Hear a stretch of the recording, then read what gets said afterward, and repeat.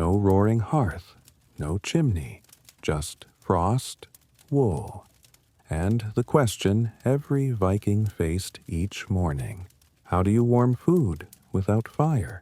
The truth, most Viking homes didn't have fireplaces, just a central pit and body heat from those sleeping beside you. Meals were made with coals, patience, and sheer northern grit. I tell history the slow way, soft, sleepy, and strangely soothing. Thousands listen not just to learn, but to rest. In the next few minutes, you'll step inside a Viking longhouse at dawn, feel the frost on your boots, the scratch of linen, and the hush before the first flame stirs. It's calm, it's cold, and it's real. Over 500,000 people have found peace in these stories, falling asleep to everyday lives from long ago, told gently, without rush. If you're ready for a slower story, tap, like, maybe subscribe, and let's warm up. One breath, one spark, one quiet Viking morning at a time. The thatch scratches, not loudly, just enough to remind you it's there, above you, over you, barely holding off the northern sky. You open your eyes, though light hasn't reached the rafters yet. The longhouse is still mostly asleep. You can hear the breath of your family, low and even, rising and falling like the sea you haven't seen since autumn. Your body aches, not in a bad way, just the usual way. The way a body does when it sleeps on straw, under wool, near cold walls. The warmth comes from people, not the fire. There is no fire, not yet. You sit up slowly. The blanket falls from your shoulders like snow slipping off a branch. Your breath is visible. So is the dust, caught in the early, tentative gray that seeps through the doorway hide. You wiggle your toes. Still there, still cold. You smile. Somewhere behind you, someone snores. A baby sighs. A dog stretches and groans like an old man. Another morning, another cold one, but not cruel, just Viking. You don't rise all at once. Nobody does. There's a rhythm to it, an unspoken agreement not to break the quiet too early. You rub your arms beneath your tunic, feel the scratch of the linen. It smells like smoke and wool, and a little like last week's soup. You stand, carefully, avoiding the floorboard that squeaks. Not because anyone minds the sound, but because it feels rude to wake the house before it's ready. You step over your uncle's legs. He mumbles. You nod. That counts as a greeting. In the corner, someone stirs under a bearskin. Not quite awake, not quite asleep. You don't speak. Not here. Instead, you reach for your boots. They're stiff with cold, but they go on with the same groan they gave yesterday. A familiar sound, a reliable one. The air smells of ashes and wool, and a faint sourness from the sealed milk pot near the door. It's a smell you've known forever. One you might even miss if it ever left, but it never does. The hide over the doorway hangs stiff with frost. You push it aside with your forearm. Outside, the frost hasn't cracked yet. The earth is silver. The chickens are silent. Even the goat is still pretending to sleep, though its ears a twitch every time the wind stirs the hay. You walk to the water trough near the wood pile. It's frozen on top. You break it with the back of your hand. Not hard, just enough. That's the trick. You scoop the water in a bowl, rinse your face. It stings. You don't flinch. Neither does the wind. The sky is trying its best to turn blue, but the gray won't leave easily. That's how it is here. Blue is something you earn. You glance up at the smoke hole, still cold. No fires lit yet.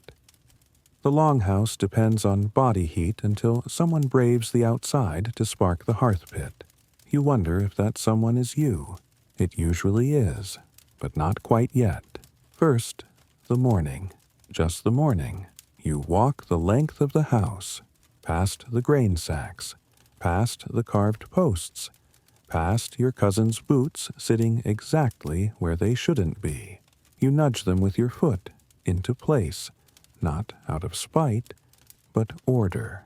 Outside the walls, a raven caws. Sharp. 3 times. Someone in your house groans.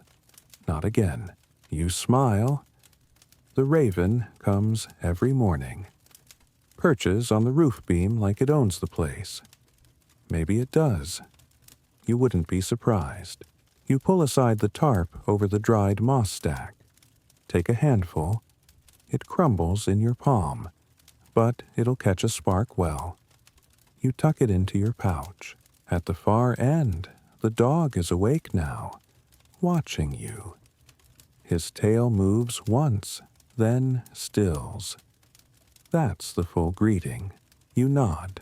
You open the side door and step out into the morning proper. Still not bright, still not warm, but awake. The cold nips your ears. You wrap your cloak tighter. Walk toward the edge of the clearing where the latrine pit waits behind a lean-to made of woven branches and stubborn nails. Even chores have rhythm, even unpleasant ones. On the way back, you check the drying rack.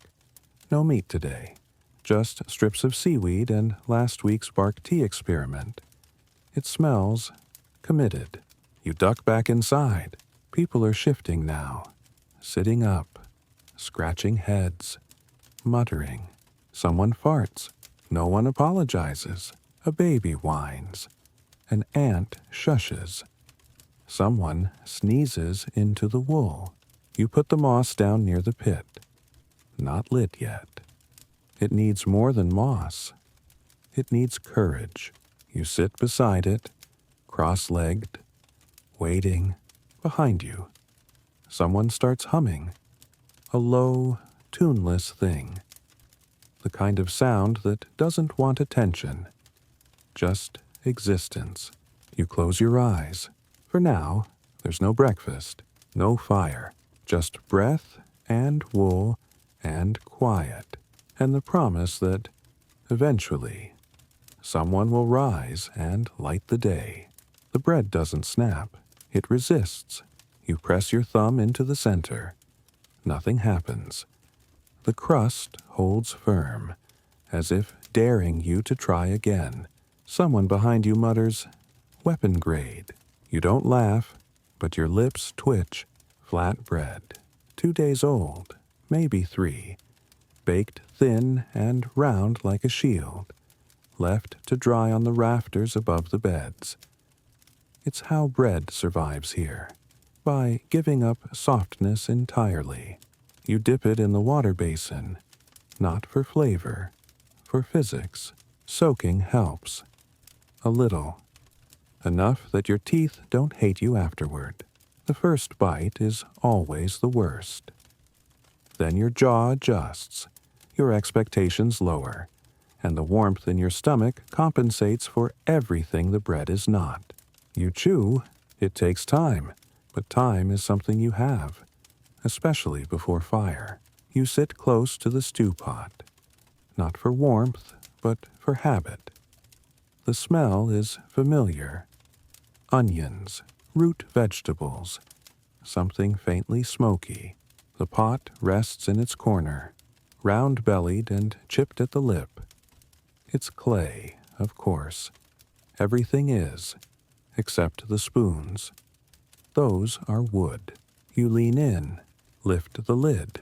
It greets you with a congealed surface and a smell that could be worse, could be better, too. Leftovers always fall somewhere between. You stir the contents gently. Grains, some greens, a chunk of turnip that clings to your spoon like it remembers yesterday's heat. The stew is cold, but not unpleasant. It's thick, almost gelatinous, with roots and grains sunk to the bottom. You stir with your knife, watching the layers shift like the soil in a slow river. It was better last night. Warm, spiced with whatever herbs the neighbors didn't hoard, but even cold, it fills you. That's what matters. You scoop a chunk of turnip onto your bread. The bread bends slightly, then cracks. Close enough. You bite, carefully. The turnip still tastes like earth. The grains are chewy. A hint of salt surprises you. Someone got lucky yesterday. Across the room, people eat in silence, not out of boredom, but respect. Mornings are sacred in their own way. Not for prayer, but for quiet.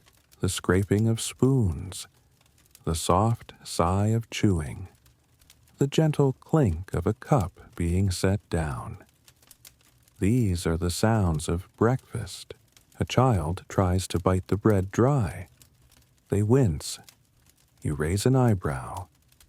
The child stares back, then slowly dips their crust into water with a melodramatic sigh that gets a few smiles. Victory, silently awarded.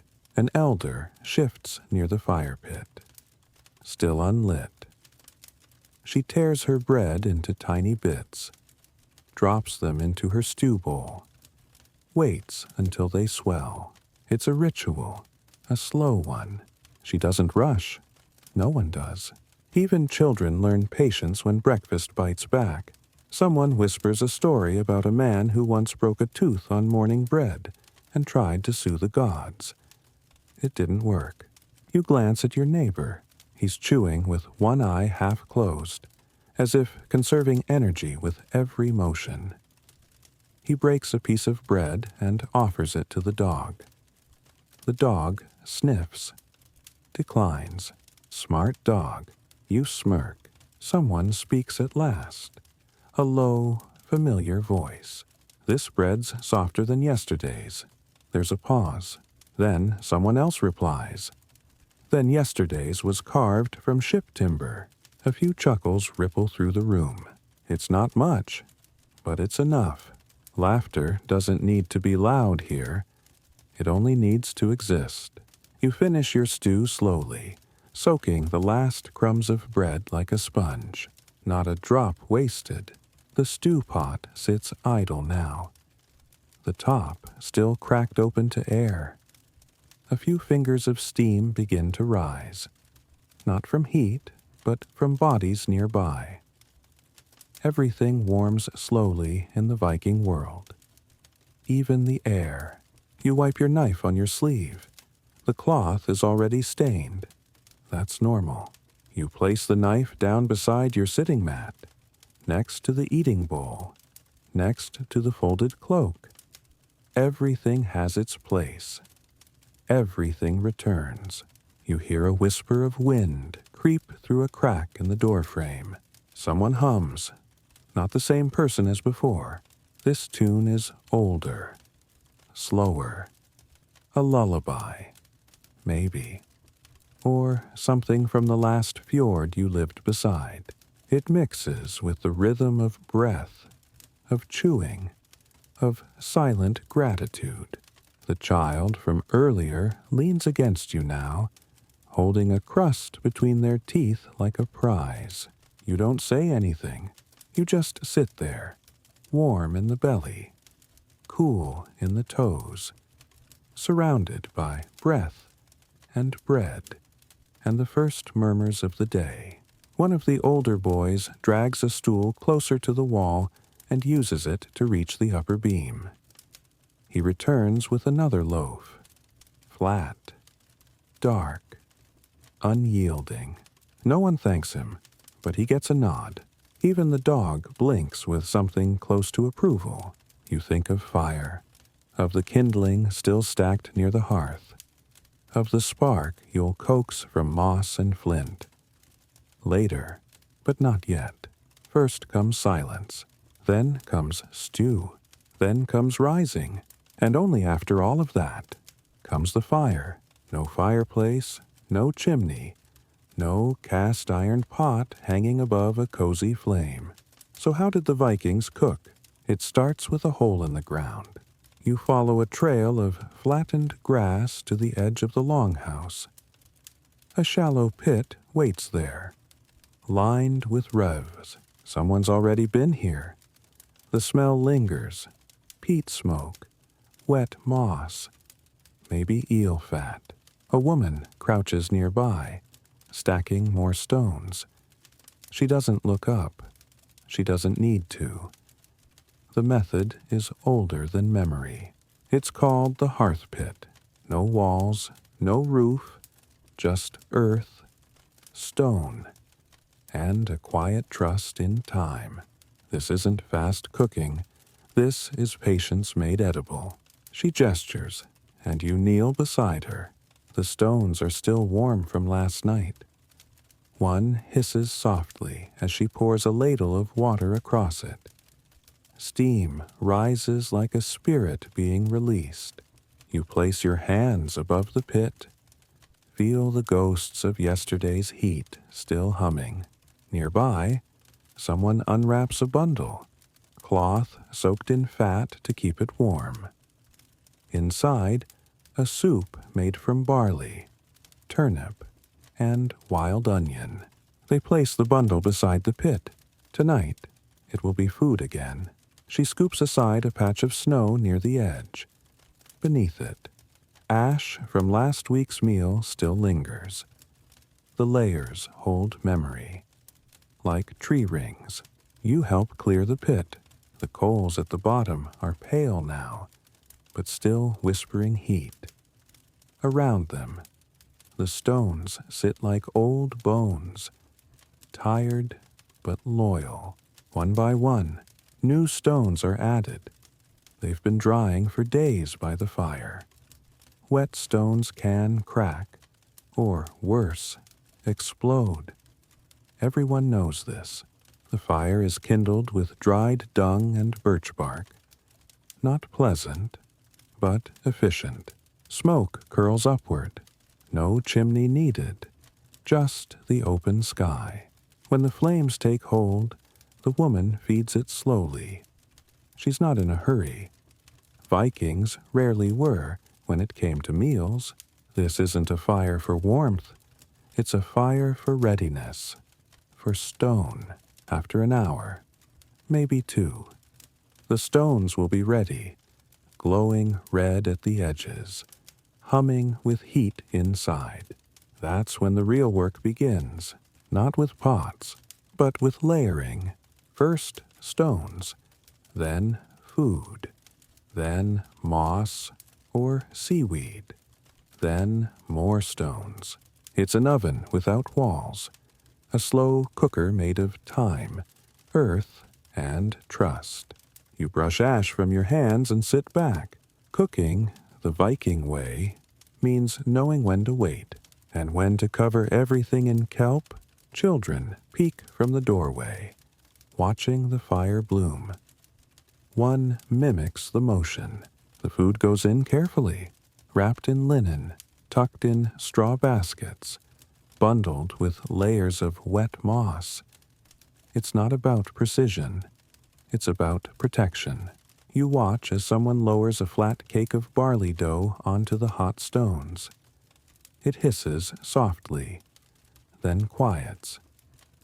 Another places a clay bowl of fish stew nearby. No lid, just a plank of wood pressed on top, then sealed with moss and twine. Every item has its place. The meat is wrapped in seaweed, the ends tucked like a gift. Roots and onions are scattered nearby. A whole trout, salted and dried, is laid atop the hottest stone like a sleeping guest. Then the layering begins again. Rocks, rags, ropes, moss. Finally, a heavy seal of damp earth covers the top. And now, you wait. Not 10 minutes, not 30, hours. There's no timer, just instinct and smell. When the air shifts, when the moss begins to sing, you'll know. For now, you sit on a log, hands warm from the stones. Cooking isn't a task here. It's a ritual, one passed down in steam, silence, and scorched moss. Somewhere behind you, a raven caws. Superstition says it means luck or trouble, depending on the meal. Either way, no one moves it along. It's your turn now. You step forward, gripping the pot with both hands. It's made of clay, with tiny cracks spiderwebbing the sides. Still strong, still trusted. The lid is a flat stone, worn smooth from use. You lift it carefully. Inside, boiled turnips, wild garlic, a scrap of dried seal meat. The smell is surprising, not pleasant, but deep, like something that remembers winter.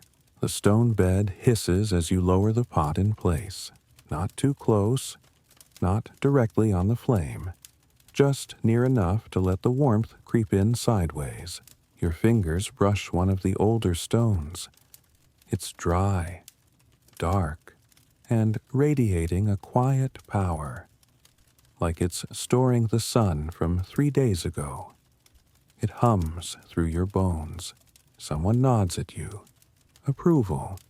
You did it right. You cover the pot with moss, not packed tight, just enough to hold the heat in. Keep the cold out. A child peeks over your shoulder. You raise a brow. They whisper, "Is it ready yet?" You smile. Not even close. That's the secret. Viking food doesn't rush. It waits until the stones decide. Someone hands you a twist of dried seaweed to chew while waiting. It tastes like salt, smoke, and the sea's cold breath. By now, the hearth pit is a quiet dome of earth and moss. It looks like a sleeping hill. Still, innocent. But beneath, a whole meal is being transformed. Someone adds a stone on top. Just one. A small weight, like a punctuation mark. The smoke has faded. The ground is warm to the touch. The smell? That's the only hint. Rich, nutty, faintly sweet. A blend of root, fish, and fire memory. You sit with your back to the wind. Others gather too. Silent, but not solemn. This part is easy. You wait, and maybe you talk, but softly. About things that don't matter. The wind, the birds, the time someone forgot to soak the moss and burned dinner into a black brick. A woman chuckles. "We still ate it," she says. Another shrugs. It wasn't the worst. Someone turns to you. "So," they ask with a crooked grin, "what do you think's cooking in there today?" You sniff. You guess. Maybe a barley cake. Maybe that seal stew with too much garlic. But you won't really know until the stones say so. What's your guess? Drop it in the comments. We're curious too. You wonder how many meals these stones have seen. Hundreds, thousands, each one quiet, smoky, and flavored by patience. You hope the ice isn't thick today. That's the first thought. Not about hunger, not about warmth, not even about the sun, which, today, might as well be a rumor. No, it's the ice, because the bucket is wood, and it leaks, and if the well is frozen over again, your morning just became much more complicated. You step outside, bracing yourself for the slap of air. It finds your face instantly, sharp, clean, a little smug. The ground crunches beneath your boots. Frost clings to every surface. Grass blades, fence posts, the rim of the washing trough. Your breath forms clouds that drift away like cautious ghosts. You reach the well. The lid is stiff. You knock twice. Habit, not magic. And pry it open. Then you peer down and exhale. No ice, not today. The pulley groans like an old man who slept wrong. You winch the rope carefully. Each rotation echoes through the stillness. You've done this often enough to know the rhythm. 2 pulls. Pause. Shift grip. 2 more. The rope bites your palm in the usual places. Finally, the bucket splashes, then sinks, then fills. You can feel the weight change. You begin hauling it back up, slowly, steadily, like coaxing a memory from the past. The first splash of cold water over the rim hits your wrist. You hiss through your teeth. It's cold enough to shock, not cold enough to crack stone. Small blessings. When the bucket crests the well's edge, it sways like it's drunk on purpose. You grab it before it spills too much. Then lift it with both arms. The handle creaks, but holds, just barely. Your cloak absorbs half the splash. That's fine. That's its job. You make your way back slowly, careful not to spill more. Every drop counts. There's a rhythm to the walk. Step, balance, brace, breathe. A child offers to help. You raise an eyebrow. They retreat. Smart. You reach the longhouse and set the bucket just inside the door. A bowl waits nearby, already half filled with yesterday's water. You top it off, watching steam rise even though the water itself isn't warm. That's how cold the air is. Steam is no longer a promise of heat, just contrast. You dip a ladle in, sip, then cough, because it's colder than expected and you weren't braced for it. Someone behind you chuckles. You hand them the ladle. They sip and cough too. You both nod. Fair trade. Outside, a few others have begun their own bucket journeys. One older man carries 2 at once. Show off. A woman at the far edge of the village hacks at the edge of a stream with a short-handled axe, muttering curses between every third swing. You've been there. Sometimes the well is frozen. Sometimes the stream is faster, but never warmer. You step back out, empty bucket in hand, for a second run, because it always takes 2. The wind is sharper now. You pull your hood tighter, adjust your grip, and keep walking. The path to the well is smoother now. Footsteps from earlier, plus a little mud from someone who slipped and swore about it loud enough to echo. You add your own footprints and your own breath, because hauling water is more than just weight. It's ritual. It's proof that you exist, that you contribute, that you matter in a place where every task is shared, or noticed when skipped. Back inside, the bucket joins its sibling in the corner. 2 old warriors, still leaking a little, still useful. You dry your hands on the edge of your tunic. They're red now, fingertips numb, but that's normal. The dog sniffs the bucket, then snorts like it expected something more impressive. You flick water at it. It doesn't flinch. You both understand each other. Someone uses the fresh water to rinse a bowl. Someone else mixes it with herbs in a clay cup. A third pours a little into a pan to reheat stew. It's all used, nothing wasted. Even the drops left in the bucket will water the roots packed under the floor stones. Someone mentions the stream by the elder tree, how last year it flooded early, and people filled barrels for days before the water turned brackish. That was the year someone fell in and claimed they were baptized by frost. You smile at that. You remember their face, dripping, half furious, half proud. Outside, the wind has shifted again. The sky is still unsure what to do, but the buckets are full, and the fire is strong, and your cloak is finally starting to dry. A boy nearby is making faces at his reflection in the surface of the water. Every time it ripples, he gasps like it's magic. He holds his breath, then laughs. You watch him. There's something ancient in that moment. Water, laughter, survival. And just for a second, you feel warm. You don't need a rooster. The village has children, and children, when hungry, are louder than any bird. One begins whining about porridge. Another insists they saw a mouse near the grain bin. A third stomps across the floor with purpose, as if breakfast will arrive faster by force. You rub your temples. It's early, and your turn. The grain bins are stacked in the back storeroom, behind a curtain that used to be a blanket. You lift the fabric aside and pause, because, as always, there's that smell. Dry, sour, a little hopeful. Barley and rye. Mostly, the kind of grain that survives shipping, storage, and mice with ambition.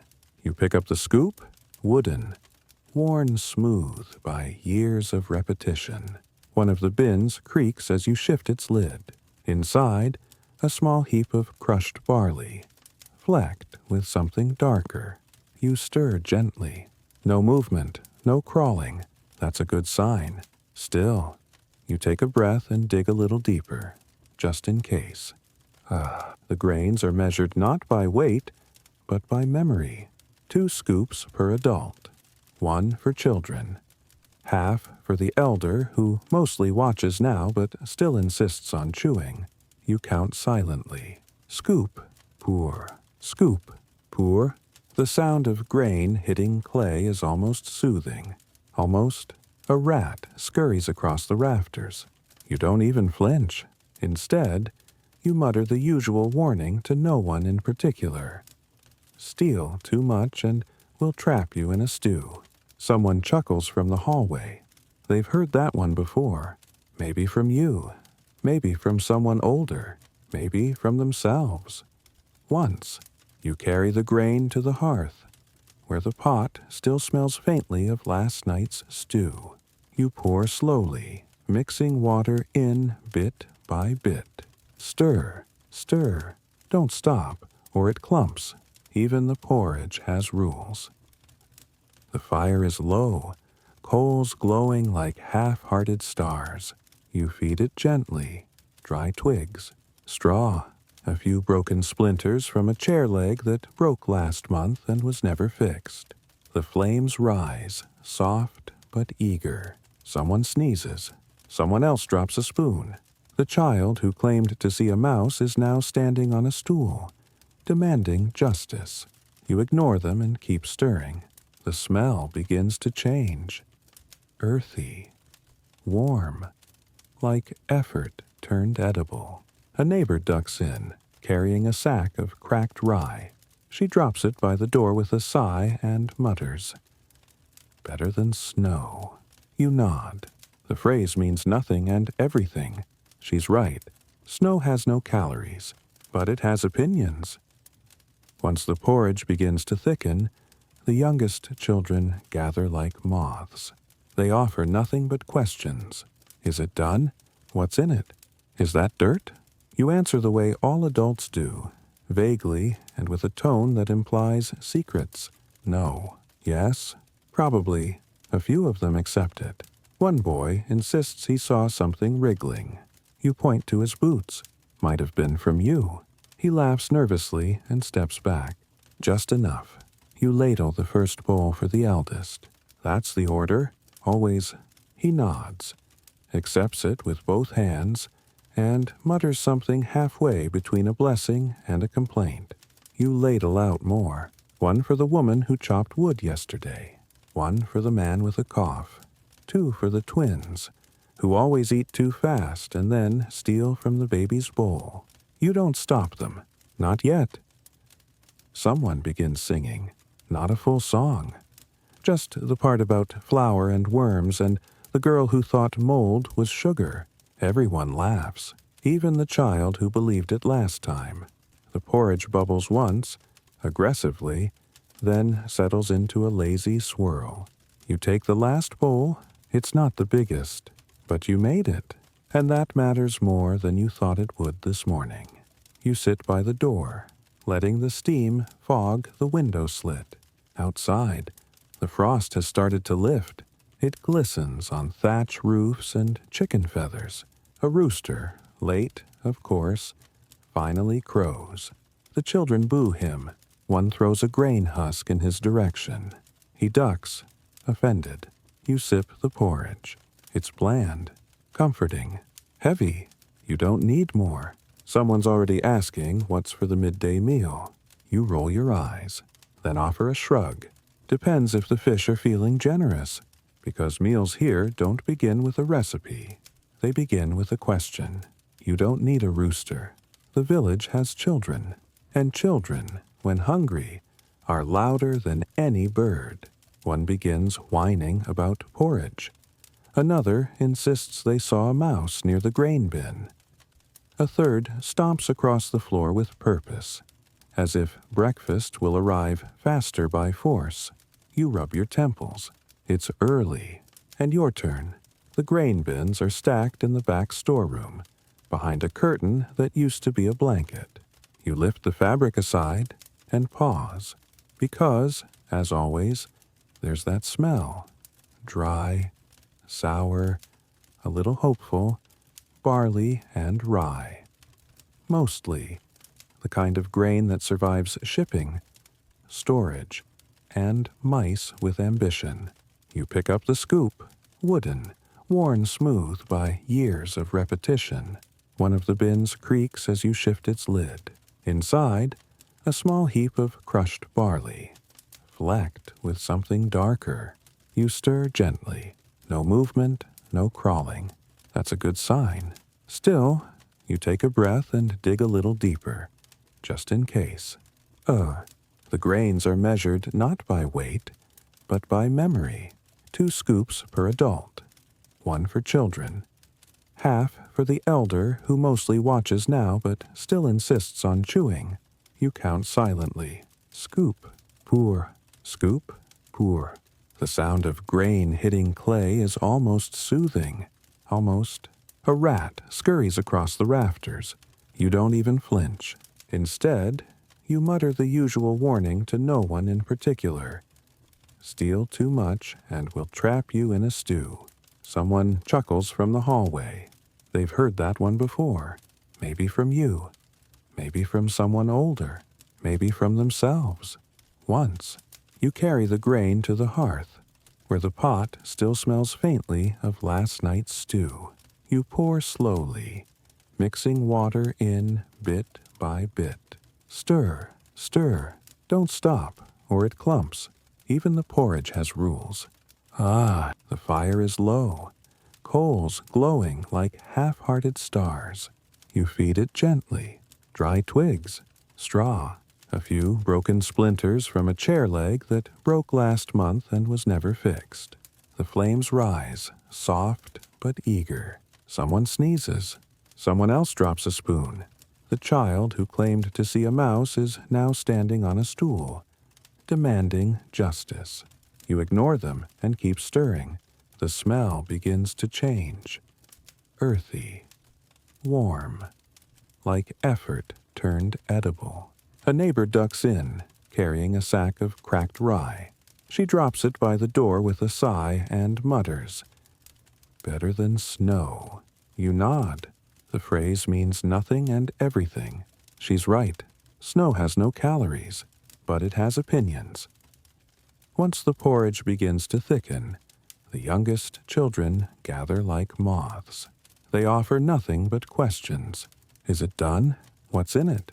Is that dirt?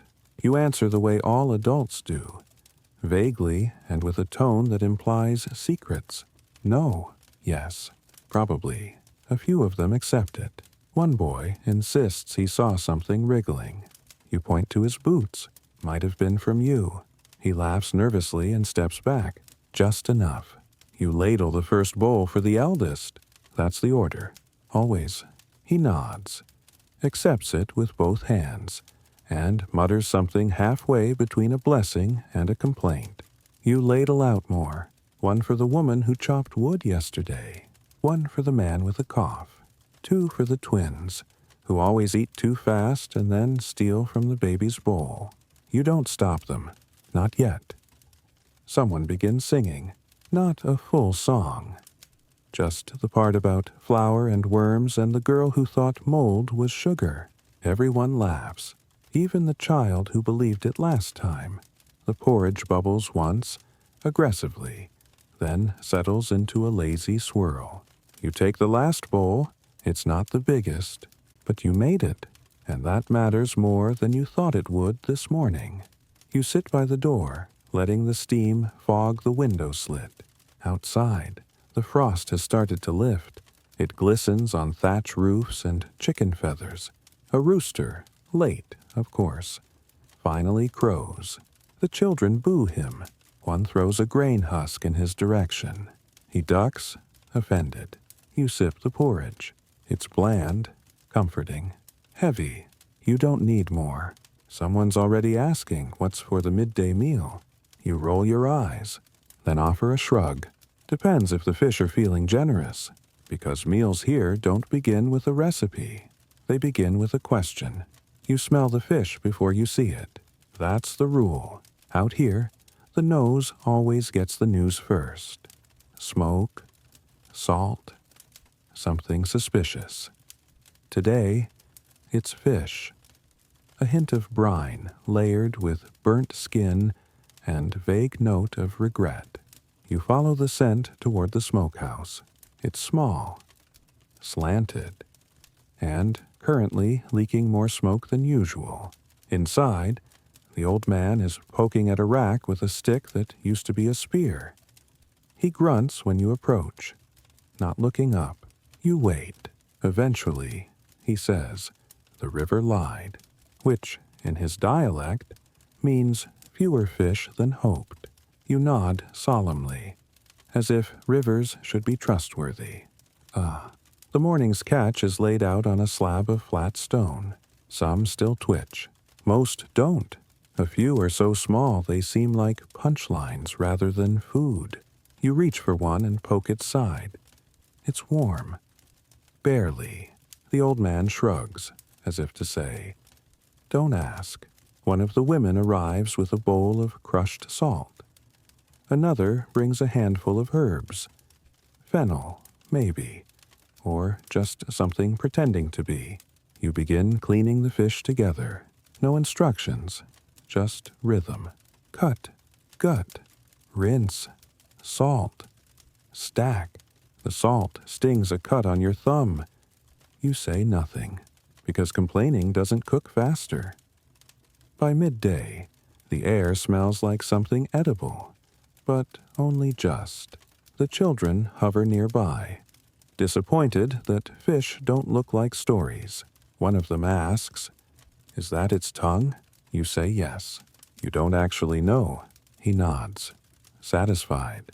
You help arrange the cleaned fish on racks, flat boards suspended by pegs and hope. The smoke curls around them like gossip. Someone fans the fire with a broken basket. Someone else adds a dried branch from last winter's storm. The flame rises, a little too high, and someone yells. A pan falls. Laughter follows. The old man doesn't laugh. He's staring at a particularly pathetic fish. You ask, "You naming it?" He nods. "Walter." You take a break. Sit near the doorway, letting the breeze steal some of the smoke from your hair. Your hands still smell like brine and iron. You glance out at the path. 2 goats trotting past like they've just remembered something urgent. A child follows, barefoot, holding a stick like a royal staff. No one stops them. This is how news travels, through goats and children, and the smoke that lingers on clothes for days. You sip water from a clay cup. It tastes faintly of ash. Someone offers a chunk of dried bread. You accept, chew, and try not to imagine it's the same as last night's. It is, but hunger gives it new character. Back inside, the racks are full. Some fish curl as they dry. Others lie flat, as if hoping to be mistaken for something fancier. The old man hums under his breath, a tune older than the nails in the wall. Someone makes a joke about the fish being smaller than the rats. Another says, "Then trap the rats." No one laughs this time, because last winter someone actually tried. You stretch your back, wipe your hands, and check the lowest rack again.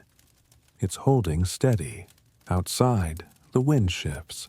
The smell of the fish now travels toward the path, toward the trees, toward the world beyond. It'll feed someone, even if it never quite fills them. You don't throw bones away. Not here, not when every scrap matters. Even the fish heads from earlier now sit in a clay bowl, waiting their turn to become something more. Broth, flavor, a memory of meat. You gather them carefully, placing each one like a fragile coin. Some still have eyes, some just sockets. The hearth is ready. A pot, blackened from generations, sits above the coals like an old storyteller, patient and scarred. You fill it with water, then drop in the bones, one by one. A splash, a hiss, a puff of steam like breath on a winter's window. Then you wait, because good soup isn't fast, and bones don't rush. You add things slowly, a root that looks like a foot. Leaves that smell bitter but soften in heat. A pinch of salt, carefully, because too much ruins everything. And you can't unpour. The scent changes. Less smoke now. More purpose. Someone nearby asks what's cooking. You say, everything. They nod, like that makes sense. A child sits nearby, watching the pot like it might perform a trick. You tell them, this is how giants eat, one bone at a time. Their eyes widen. Then they ask if you're a giant. You say, sometimes, and that's enough for both of you. The broth begins to darken. Tiny bubbles rise like secrets escaping. Someone stirs, then someone else, because stirring is an invitation, not to help, but to linger. A woman hums as she peels bark from a stick. A man pokes the coals and mutters about weather. The dog sighs, dramatically. A fly tries to land on the rim of the pot. You flick it away without looking. Outside, the wind shifts again. It always does.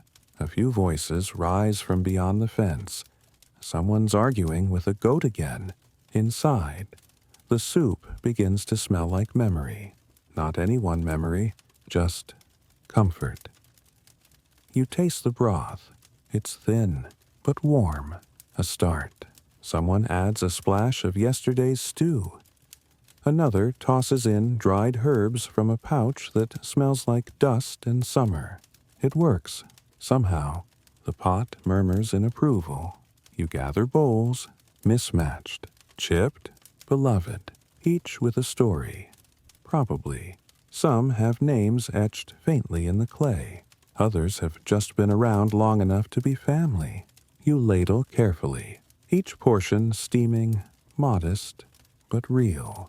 You hand the first to the woman who found the root, the second to the boy who asked about giants, the third to the man who poked the coals and hasn't stopped complaining about his back since midsummer. He grunts a thanks that sounds like gravel. Then someone says, tell the story again. You raise an eyebrow. They nod toward the pot. The one about the ghost who learned to cook. You sigh dramatically. Fine, and begin. The soup isn't the only thing that needs stirring, and this story, like the bones inside the pot, softens with time. By the time you get to the part where the ghost forgets they're dead and opens a tavern, half the room is smiling. Even the dog looks impressed. You finish with a bowl made of steam and spoon, and someone claps once. It's enough, because sometimes warmth comes in bowls, and sometimes it comes in stories. The air changes before the sky does. You feel it in your fingers first. The way the breeze shifts direction. The sudden stillness between gusts. That odd metallic scent that smells like wet stone and old warnings. Someone else notices too. A woman steps outside, squints upward, and mutters. She's holding her breath. She means the sky, and she's not wrong. Clouds have started gathering. Not dark yet, but purposeful. They don't drift. They march. The kind of sky that watches you back. You step out beside her, cloaking tighter around your shoulders. You both stare. Neither speaks, because the silence already did. There's a checklist that lives in your bones. Rain. Move the firewood under cover. Wind. Tie the door latch twice. Lightning. Hope it's not curious. You check the buckets. Half full from the well run earlier. Good. You check the roof line. Some straw missing, but not enough to matter. Yet, a boy runs by with 3 chickens under his arms, laughing like it's a game. One chicken clearly disagrees. A dog follows. Confused, but committed. Someone else starts hammering shutters. Someone else curses about missing rope. You check your hands. No tools. You fetch them without thinking, because storms don't wait for neatness. The sky lowers, not dramatically, just enough to press on your thoughts. Even the birds have stopped their debates. You help tie down the herb rack outside, then the ladder, then a door that always swings wide if left to its own ideas. Inside, someone lights an extra lamp, then another, even though it's not quite dark. And not quite time, but the shadows are thinking about it. You sit near the window, watching leaves swirl like gossip around the courtyard. One slaps against the glass and sticks, like it has something urgent to say. No one listens. Yet, the first drop hits like a question. Soft, singular, but certain. Then another, then many. The sound on the roof is uneven, like someone drumming with one hand and second thoughts. The children groan. The dog retreats. Someone opens their palms and grins. She's crying now. Rain here is always feminine, beautiful, terrifying, capricious. You reach for a dry cloth. Place it near the crack in the door that never quite seals. Someone sets pots beneath the slow drip from the eaves. Not to waste, just because it feels right, because catching rain feels like catching time. Later, the wind howls through the village like it forgot its manners. Shutters rattle. A cup falls from a shelf. You brace the door with your shoulder just in case. But it holds. You breathe out. Inside, someone hums a lullaby. Soft, not for sleep, for courage. You lean back, stare at the ceiling, and let your thoughts wander. Back to last year's storm, the one that took the chimney, or the one that flooded the granary, or the one that brought 2 strangers into town who never left. This one, too early to tell, but it's here, and so are you. The storm had passed, but not entirely. You could feel it in the walls, in the way the air moved, cautious and heavy. Morning crept in, not with brightness, but with the reluctant hush of a guest unsure if they were welcome. You stayed in bed for a few extra heartbeats, listening. No thunder, just dripping from the thatch. A soft tap, tap, tap like footsteps of something invisible making its way out. Your knees pop as you sit up. The blanket is damp at the edges. It always is, after rain. You run a hand through your hair. Still smells like smoke and damp wool. Outside the door, there's motion. Someone sweeping, a chicken fussing, a child coughing twice. You finally stand, pull on your tunic, and tighten the belt that always sags after rain. The boots, still soaked. You wince as you slide your feet in, leather cold and biting. The door creaks open and the world greets you with a single gust. Cool, sour, and oddly clean. The courtyard glistens, scattered with leaves and dreams half washed away. You breathe it in. Not fresh, but familiar. Not clean, but claimed. And somehow, that's enough. A cart squeaks in the distance, and someone sneezes. You cross the threshold. Boots squelching into the mud like they're unhappy to be awake. The village smells like ash, wet straw, and smoke that didn't want to leave. A few chickens peck at the ground like they're punishing it. You pass a neighbor dragging firewood, both arms full and eyes half closed. He nods. You nod. That's all anyone can manage before stew. At the communal path, someone's stacking stones to redirect runoff. A child hops over puddles with dramatic flair, nearly slipping on the third. Their sibling, drier and smug, claps mockingly. A dog shakes out water with theatrical force, hitting 3 people who barely react. That's the mood today. Damp, but resigned. You stop to check the fence you fixed last week. Still standing, a little crooked, but still upright. That's all it needs to be. Your hands find the rope instinctively, tugging at a loose end. Someone calls out a greeting you don't quite hear. Doesn't matter. The tone was kind. You respond with a raised hand and a half smile. Even the crows are quieter today, watching from the beams with a strange sort of politeness. Maybe the storm humbled them too. A sheep bleats somewhere behind the barn, half-heartedly, as if it forgot why. Back inside, someone has started sweeping again. The broom scratches rhythmically against the floor, pushing damp straw and lost bits of charcoal into a hesitant pile. You hang your cloak on the peg. It drips anyway. You sit on the low stool near the hearth, not for warmth, but for the view. The fire's nearly out, just coals and one brave ember, glowing like it has something left to say. Someone tosses a twig on it. It accepts.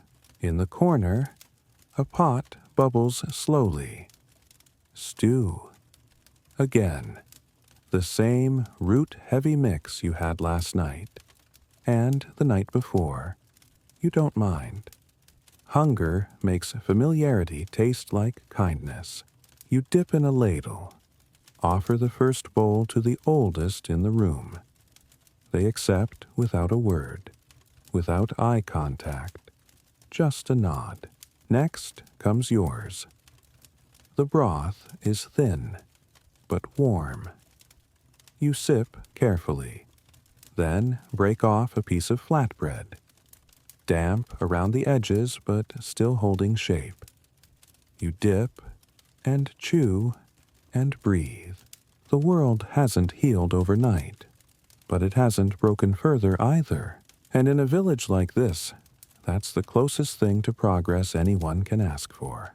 A spoon clinks against a bowl, and someone mutters a joke no one fully catches, but everyone chuckles anyway. Later, the clouds lift just enough for a sliver of pale light to drift through the window. not sunshine, just a brighter gray. You stand and stretch again, this time slower. The stew settles warmly in your belly, and the ache in your back feels more like a song than a complaint. Outside, the children have returned to their games. One carries a stick like a sword, shouting about sea monsters and storm kings. Another trails behind with a basket, collecting nothing in particular.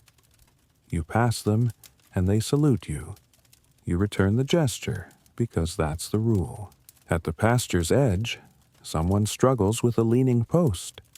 You offer help with a nod. Together, you brace it with stones and half a prayer.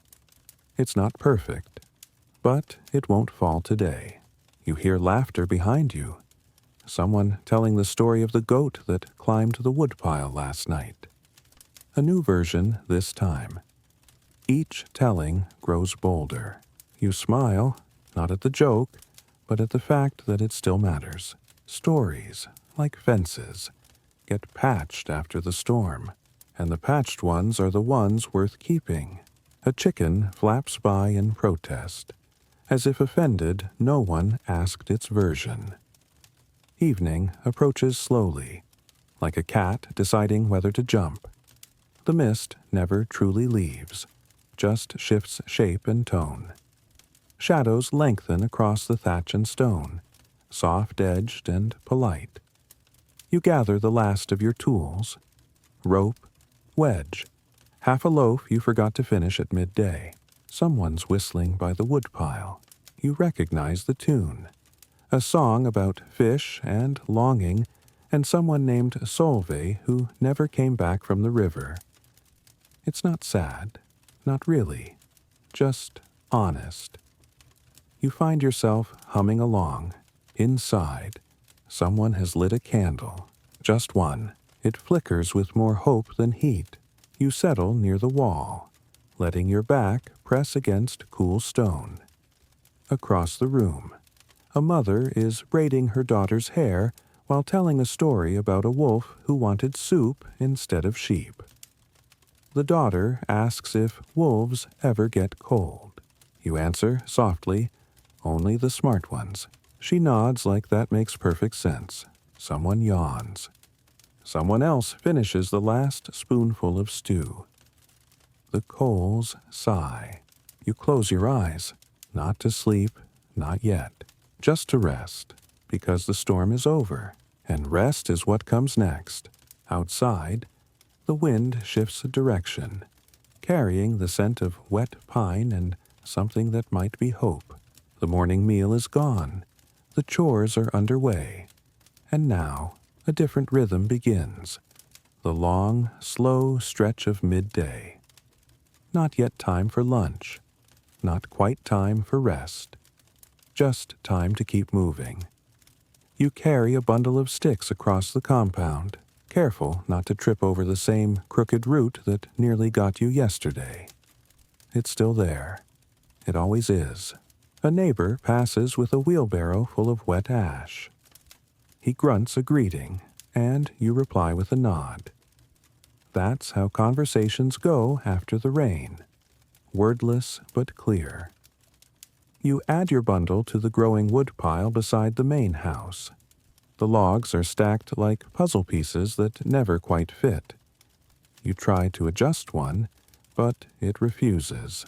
From inside, someone is sharpening a blade, metal on stone, slow and steady, the sound curling through the damp air like an old habit. You hear a sneeze, followed by a muttered curse, and the faint thud of something falling over. Probably the same bench that's been wobbly for 2 years. The sun tries to peek through a slit in the clouds. It fails, but the effort is noted. You stretch your arms again, and the day moves on. You walk the narrow path between the huts, where water still clings to the cobbles like it's not ready to leave. A dog lies stretched across the warmest patch of stone it can find, one ear twitching at every sound.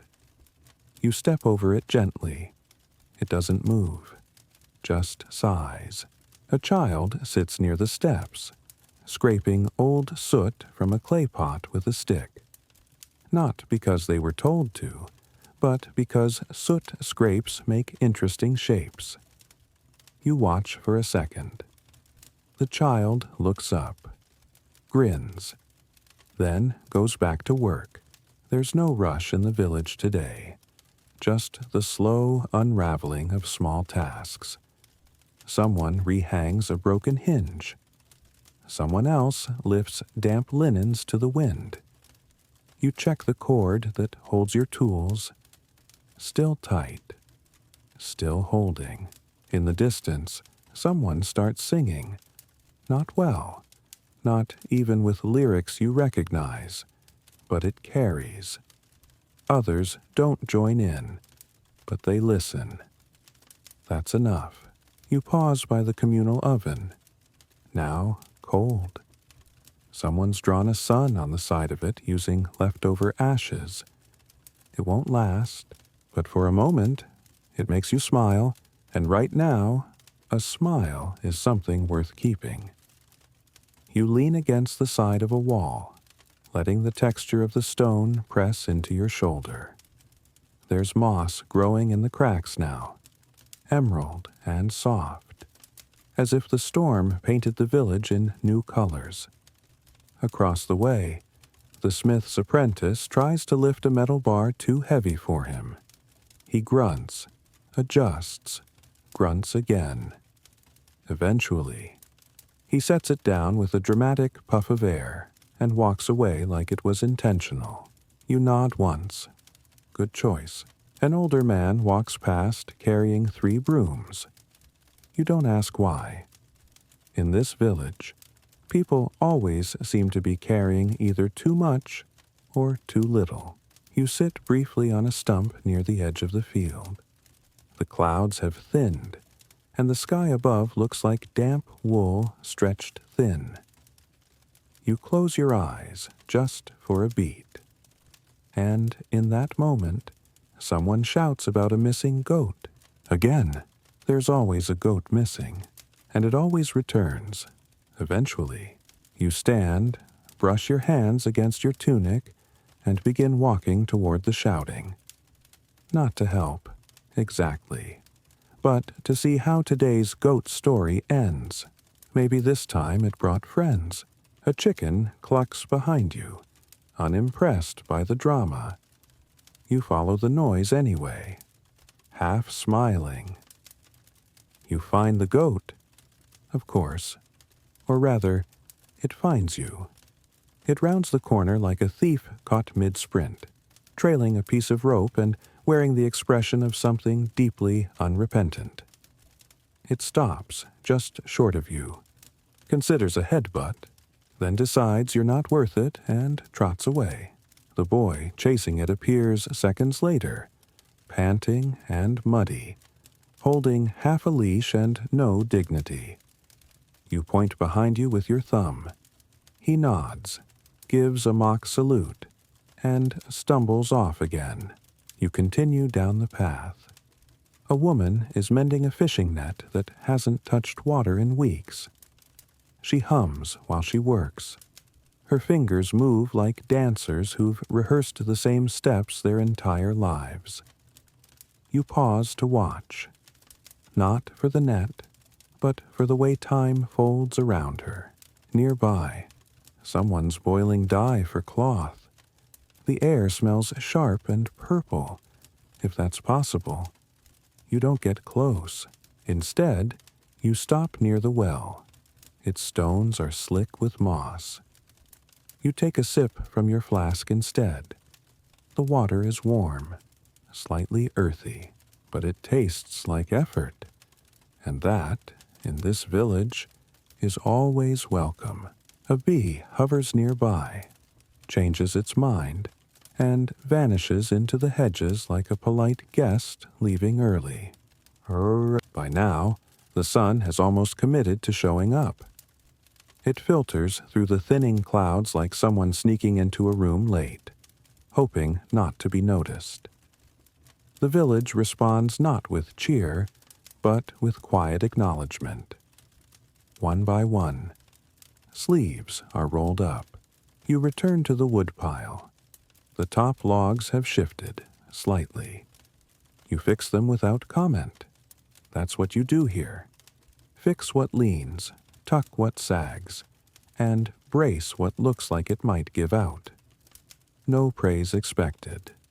No thanks required. Someone taps your shoulder. It's the apprentice again, holding the heavy metal bar. He gestures toward the forge. This time, you go with him. Not because it's your job, but because it's a job that needs two sets of hands. Together, you heave it into place. Sparks crackle nearby. Someone is stoking the fire back to life. The smoke is sharp and comforting all at once. You step back, wipe your brow, and glance at the sky. Still gray, but lighter. The day didn't shine, but it held. And in this quiet patch of earth, where storms come often but leave eventually, that's more than enough. A raven circles above, lets out a single cry, and disappears behind the roof line like a sentry off duty. By early afternoon, the light has changed. Not brighter, just more honest. Shadows fall straighter, voices carry farther, and even the air feels like it's standing up straighter. You're back near the pasture, inspecting the fence again. It's holding, mostly, a few new gaps, a few suspicious muddy hoof prints, but no crisis yet. Someone calls your name, not urgently, just curiously. You wave back without pausing. A child runs past chasing a scrap of cloth tied to a stick. It flutters like a flag, though no one's at war. You tie a bit of rope around the fence post, humming something you don't realize is out loud. It's a song your grandmother used to hum while stirring stew. You don't remember the words. No one does, but the tune still fits. At the corner of the field, two women argue softly about whether barley grows better after a frost. Neither is right, but neither is wrong. The debate will likely continue until dinner. A breeze picks up. You taste dust and last year's hay in it. Somewhere, someone laughs. Not at anything, just because it felt like the right time. You smile, then press your palm flat against the fence, still standing. You wander toward the edge of the village, where the trees begin and the houses thin out. This is the place for gathering things. Moss, bark, mushrooms if you're lucky. You're not looking for anything in particular, which is why you'll probably find something useful. An old man is squatting near a tree stump, poking the ground with a stick. Worms, he says without looking up. The fat ones come out after rain. You nod solemnly, because it feels like the kind of truth that deserves respect. You pass a bush heavy with blackberries. Most are still sour. You try one anyway and regret it immediately. A child watching from behind a tree giggles. You pretend it wasn't awful. Further along, you find a patch of clover, three-leafed, mostly. You look anyway. People still talk about the day Etta found one with 5 and refused to work for a week out of sheer luck. A pair of crows caw from a branch above you. You look up, nod, and move along. They nod back, or maybe just tilt their heads. Either way, you feel acknowledged. The path bends ahead, and you follow it without thinking. That's how you know it's home. You return from the edge of the woods with a handful of leaves and the faint smell of moss clinging to your sleeves. Someone waves you over to the well. You nod, but first sit on a low stone wall, just to rest your ankles. It's not laziness, it's wisdom. A chicken hops up beside you, surveys the view like royalty, then jumps off without comment. You respect that kind of exit. The smith's apprentice walks by with soot on his cheek and a handful of bent nails. He mutters something about next time, better metal, and disappears into the workshop. You wonder if he means the nails or himself. From somewhere nearby, the quiet clink of dishes signals lunch being set out. You don't hurry. You never do. But you're already looking forward to the stew, if only because it's warm. You hear laughter, real, round laughter, from a group sitting near the oven. That's where you'll go, but not yet. If you're still listening now, you've made it deeper than most. Let me know, what part of this sleepy village would you visit first? The wind shifts, and you rise to follow it. A spoon clinks again, this time against the side of a pot, and you realize the day has been quietly cooking its own rhythm all along. You reach the lunch circle just as someone is ladling stew into bowls. It's thick, brown, and mostly root vegetables. Again, no one complains. No one ever does. You sit on a log and accept your portion with a small nod. It's still steaming. Across from you, a woman crumbles dried herbs into her bowl. She swears it helps digestion. Someone else passes a sliver of hard cheese to the child beside her. The child drops it. A dog snatches it. No one's surprised. A boy tells a story about finding a feather that looked like it belonged to a giant bird. He describes it with his arms. The feather was clearly average. Everyone pretends to be amazed. Steam rises in lazy loops. Spoons clink. Mouths chew. Backs stretch. There's no schedule, just hunger. Then fullness.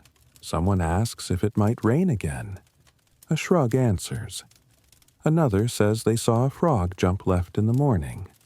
That settles it, apparently. You finish your bowl, wipe it clean with the last bite of bread, and lean back on your elbows. For now, there's nothing else to fix, nothing left to chase, just warmth, and the soft sound of stories. After lunch, the circle scatters like seeds in the breeze. Some return to chores, others vanish into naps. You walk slowly toward the shed to check the grain sacks, not because it's urgent, but because someone should. The sacks are still there, lined like sleepy sentries. One has a tear. You tie it with a strip of cloth from your pocket. It holds, for now. A girl appears with a basket of cracked eggshells. She says she's feeding the soil. You nod, though you're not sure if that's how it works. Still, it sounds wise. Back outside, you spot the same goat from earlier, perched proudly on a rock like it conquered the mountain. It sees you. You see it. You both agree not to make a scene. You pass by the forge again. The fire's low now. The apprentice is sketching something in the dust. Lines, circles, something he'll probably abandon in an hour. But right now, he looks like an artist. The air grows heavier, thick with quiet. You feel it in your chest. Not tiredness, not urgency, just the weight of a day being lived. And you wonder, softly, how many days like this it takes to build a world. By mid-afternoon, the sky has slipped into a kind of lazy gray, like a blanket that's been used too many times to still be called fresh. It isn't gloomy, just slow. Even the birds seem to be flying lower, as if they, too, are conserving energy. You make your way toward the river path. Not because there's something to do there, but because the river always sounds like it's telling a story. Today, it babbles soft gossip over stones. You let it speak while your feet crunch over old pine needles. A fisherman sits on the bank, line in the water, hat made of reeds tilted to one side. He nods at you. You nod back. Neither of you speaks. There's nothing to say. That's the beauty of riverside conversations. A turtle sunbathes on a log. Its shell is chipped, its neck slow to stretch, but it looks content, and that's enough to make you smile. A leaf floats past like a boat with no mission. Behind you, the village feels distant, not far, just smaller, like it knows you'll return, but it's giving you space.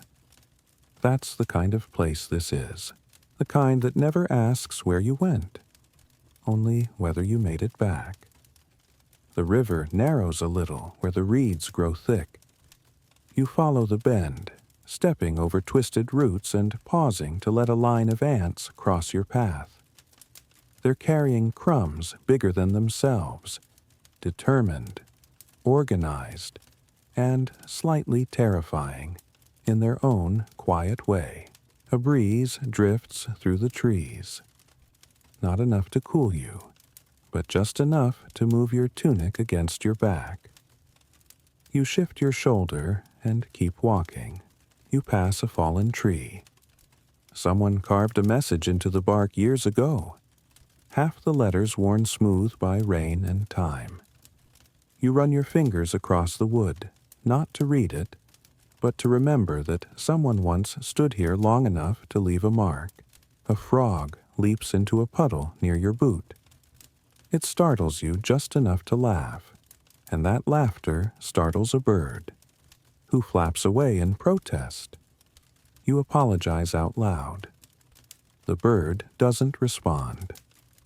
Rude. The path ahead dips into a small clearing. You smell something sweet. Maybe wildflowers. Maybe just the memory of them. You can't see the village anymore. But you're not lost. Just a little farther from what needs doing, and a little closer to what needs feeling. You reach the stone outcrop by the water, your favorite thinking place, though you rarely admit you have one. It's flat, warm, and just far enough from the footpath to feel like yours. You sit, exhale, let your knees rest. They creak like old floorboards. The river hushes its voice here, pooling into a wider bend. It glints with lazy gold when the light hits it right. Today, it doesn't, but the shimmer's still there, just asleep under the surface. You toss a pebble. It skips once, then sinks with a quiet plop that feels final in the best way. Beside you, someone has stacked 3 stones. You add a 4th. It wobbles, but stays. You lie back for a moment, arms folded behind your head. The clouds shift above like they're whispering secrets to each other. You wonder what they're saying about you. If you're still with me, tell me, have you ever had a secret spot like this? Quiet, forgotten by most, but yours? A dragonfly lands on your ankle, stays a breath too long, then vanishes like a polite visitor who knew not to overstay. You sit up, brush your tunic. The wind has changed, and it's time to follow it.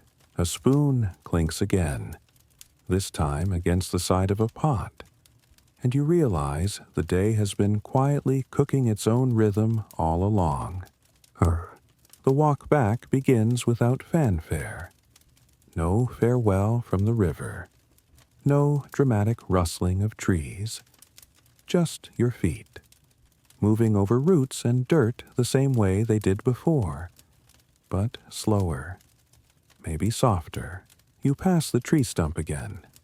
The ants are still at work, tireless little architects, building something no one asked for, but something they need. You nod to them, the way you would to any craftsman doing honest work. There's a patch of mushrooms by the curve of the trail. You don't touch them, not because you're unsure, but because they look too perfect to disturb. A small toad sits nearby like a watchman, blinking slowly, then not at all. At the edge of the woods, you pause. The village is visible again. Rooftops, chimney smoke, the sound of a spoon hitting the rim of a pot somewhere, and you just stand there, not quite ready to cross that invisible line between away and back, because here, in this breath between moments, everything feels held in balance. You, the trees, the air that remembers what the rain felt like. You blink once, twice, and step forward. The sky is quieter now, and somehow, so are you. Any custody dispute. You sit by the shed and pick a splinter from your thumb. It came from something earlier. You're not sure when. You flick it away with a sigh that no one hears but the wind. The forge breathes its slow heat again. The apprentice is back, eyebrows singed slightly more than this morning. He nods. You nod.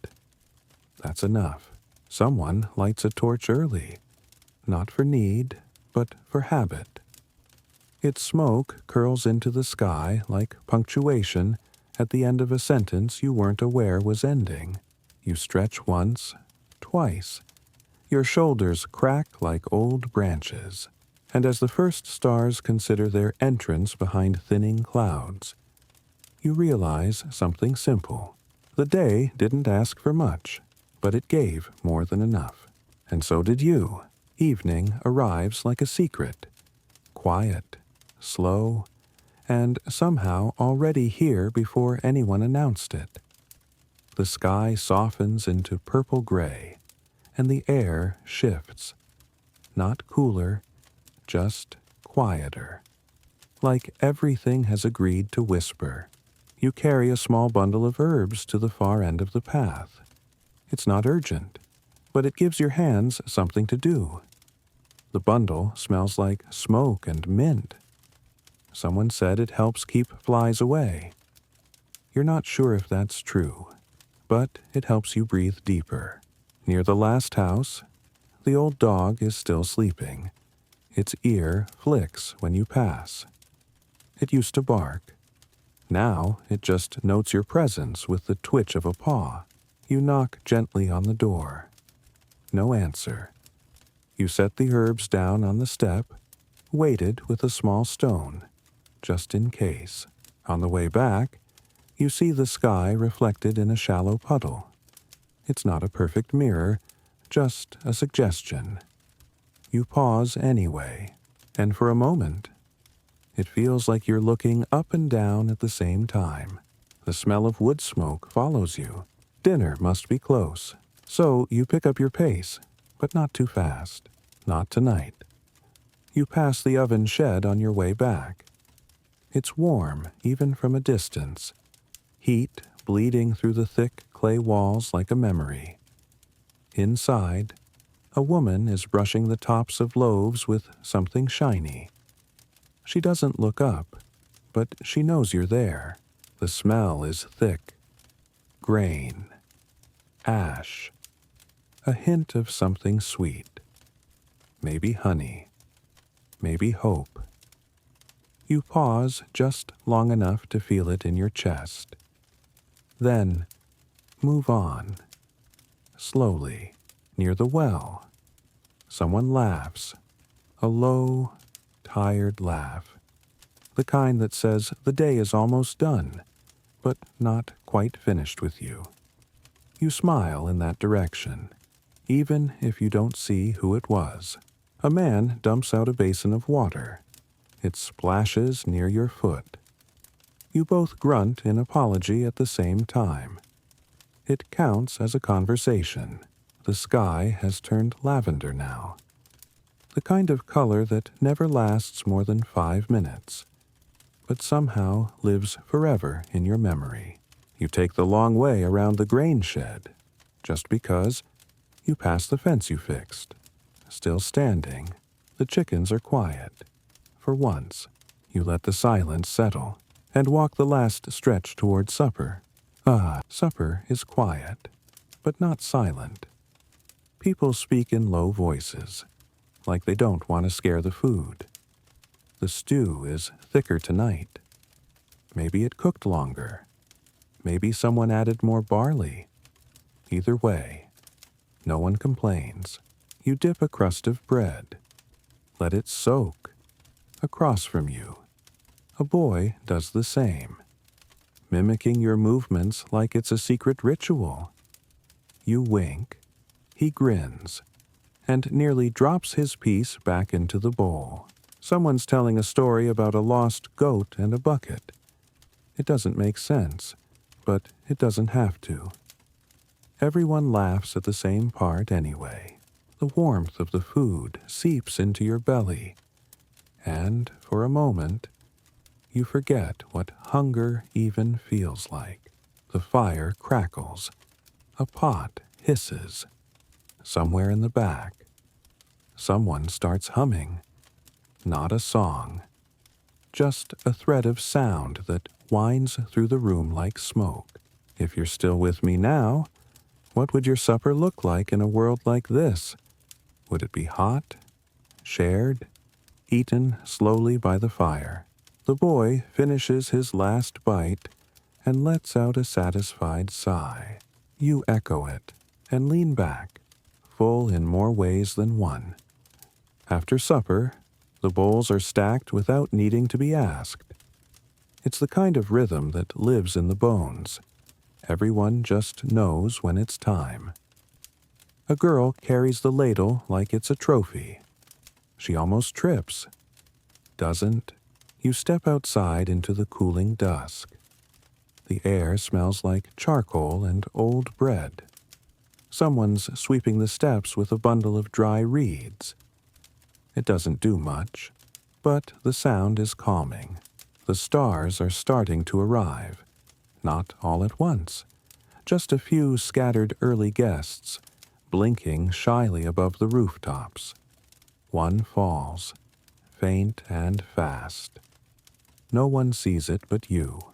You don't make a wish. You just nod. That seems enough. By the well, someone has lit a lantern. The flame dances behind thick glass, throwing sleepy shadows on the ground. A dog curls near it, tail twitching in a dream. You sit on a step, arms resting on your knees. There's nowhere to be. No next task.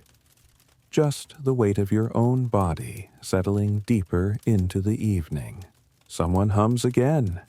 Or maybe it's the wind through the fence slats. Either way, you close your eyes and let it carry you.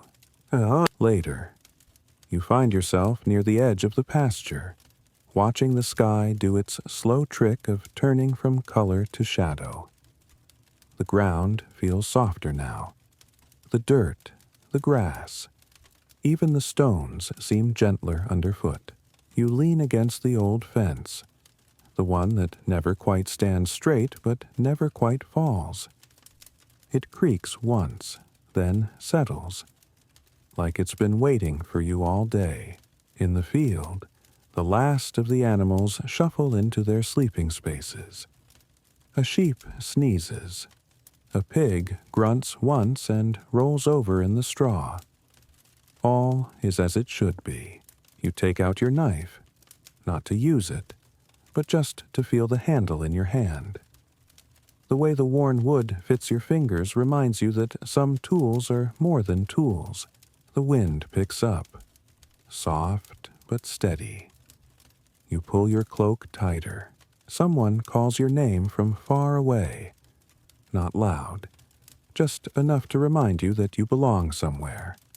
You answer with a short, "Coming," but you stay a moment longer, because this quiet, this breath, this folding of day into night, feels like the world blinking, and you don't want to miss the moment it opens again. Sleep doesn't come all at once. First, it hovers, soft and slow, just outside the door, watching, waiting. You feel it in the way your shoulders drop a little lower, in the way your hands go still. The hearth is down to embers now. A faint glow like the last sigh of the day. It casts no real light, only the suggestion of warmth. The room smells of ash and wool, and the last bite of stew that no one finished. Somewhere outside, a night bird calls. 3 notes, always in the same order. It's not a lullaby, but it could be. You lie down on your mat, the straw uneven but familiar. The blanket scratches your chin, the way it always does.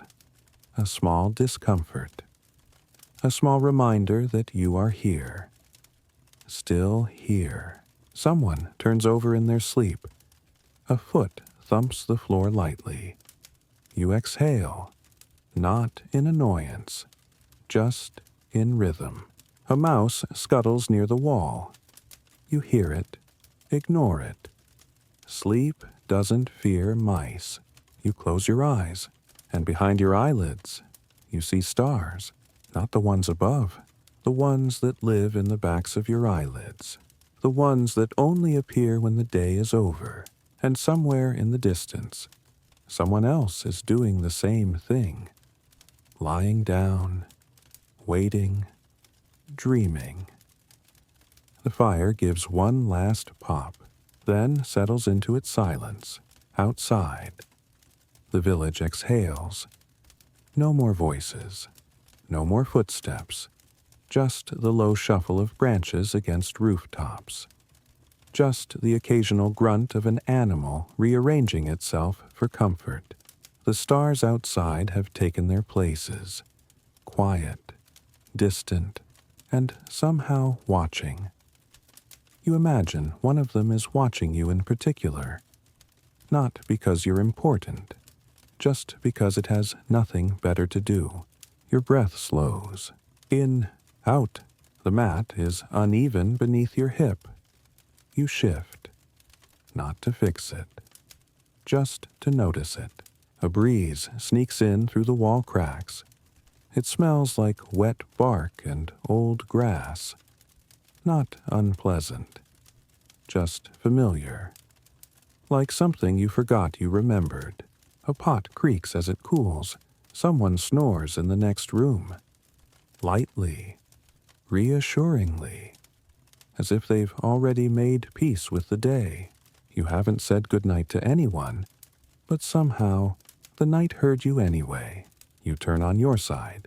The blanket follows, and the silence, at last, feels like it belongs.